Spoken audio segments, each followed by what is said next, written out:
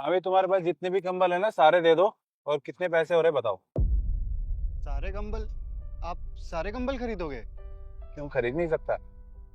नहीं साहब, खरीद सकते हो। आप मेरे को 5 मिनट दो, मैं आपको गिन के बताता हूँ। ठीक है, थोड़ा जल्दी करना। अरे बेटा, एक बात पूछूं? हाँ जी, पूछिए अंकल। ये आप इतने सारे कंबल खरीद रहे हो, क्या करोगे इतने कंबलों का? कहीं ऐसा तो नहीं कि हमसे खरीद के ऊंचे दामों पे बेचने का इरादा हो? नहीं अंकल जी, ऐसा कुछ नहीं है। ऊपर वाले की दया से मेरा काम बहुत अच्छा चल रहा है।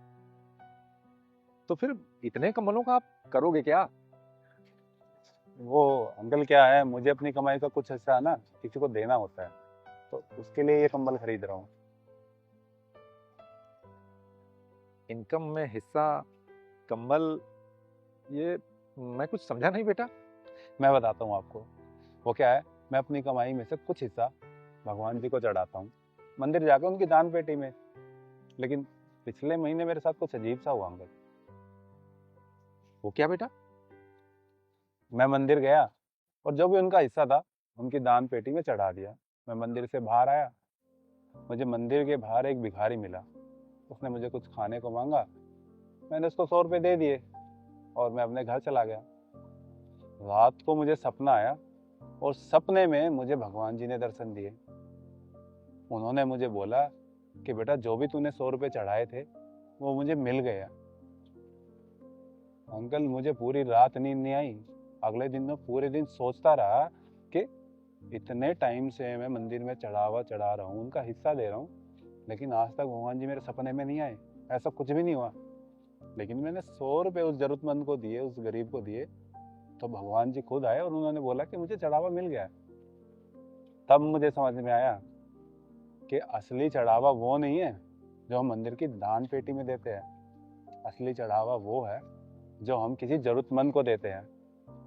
मैंने अंकल तब से ही सोच लिया कि अब से जो भी भगवान का हिस्सा होगा मैं किसी जरूरतमंद को दूंगा।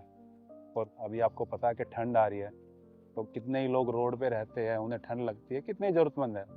तो ये सारे कंबल मैं उनके लिए ही खरीद रहा हूँ। ये तो तुम बहुत अच्छा करते हो बेटा। और कहा भी गया है कि दीन दुखियों की सेवा ही परमात्मा की सेवा है। और भगवान का भी एक नाम दरिद्र नारायण भी है। और तुम जैसे लोग तो दुनिया में बहुत कम हैं। और हम होते कौन हैं भगवान को कुछ देने वाले? क्योंकि हमारे पास जो कुछ भी होता है सब भगवान का ही दिया हुआ होता है। सच्ची जरूरत तो जरूरतमंदों को है। तो जब भी दान करो, जरूरतमंदों को करो। सही कहा अंकल जी।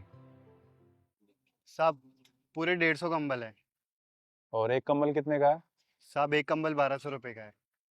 और टोटल कितने हो गए? साहब, 1200 का एक कंबल है तो 150 के 1,80,000 हो गए साहब। नहीं नहीं, 1200 नहीं, 1000 ही लगाते हैं। साहब, आप 1000 से ही सारे पैसे दे दीजिए। आखिर इस पुण्य कार्य में कुछ हमारा भी तो हिस्सा होना चाहिए। जी, थैंक यू अंकल। सागर, इनकी पेमेंट दे दो और ये सारे कंबल आज जरूरतमंद को दे देना।